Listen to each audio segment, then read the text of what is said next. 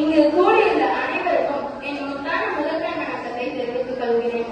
நான் இன்று உங்கள் முன் பாவாணர் அவர்களை பற்றி பேச வந்துள்ளேன்.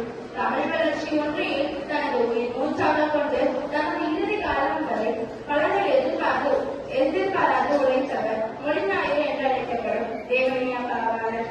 இவர் 1902 ஆண்டு பிப்ரவரி 7ஆம் நாள் அன்று சங்கர நயினார் கோவிலில் வசித்த ஞானமூர்த்தி தேவேந்திரனார் பரிபூரணம் அம்மையார் இணையருக்கு மகனாக தோன்றினார். இவர் 1921 அவர் படித்த ஆம்பூர் பள்ளியிலேயே தமிழ் பயிற்சியும் வாய்ப்பு வந்தது. அந்த பள்ளியில் மிகவும் கடுமையாக உழைத்தார். தமிழாசிரியராக உயர்ந்தார்.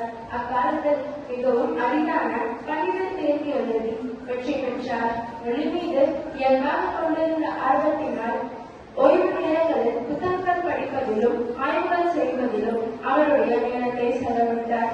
ஆங்கிலத்தில் பல அற்புதமான கட்டுரைகளையும் கடிதங்களையும் இவர் எழுதியுள்ளார். ராஜகோபாலன் என்பவரிடம் இசை பயின்று தேர்ச்சி பெற்றார். மறைமலையடிகளை போன்றே தனித்தமிழ் எழுதுவதிலும் பேசுவதிலும் ஆர்வம் கொண்ட பாவாணர் எங்கும் தமிழ் எதிலும் தமிழ் என்று மொழிக்கு முன்மாதிரியாக திகழ்ந்தார். பல ஆய்வாளர்கள் துணிந்து கூறிய முடிவுகளை இவர் ஆணித்தரமான சான்றுகளுடன் மறுத்தார். அதுவரை உண்மை என்று கருதப்பட்டவற்றை பாவாணரின் ஆய்வு முடிவுகள் புரட்டி போட்டது. இவர் 55 ஆண்டு காலம் தமிழ் பணிக்காக தனது வாழ்நாளை செலவிட்டுள்ளார்.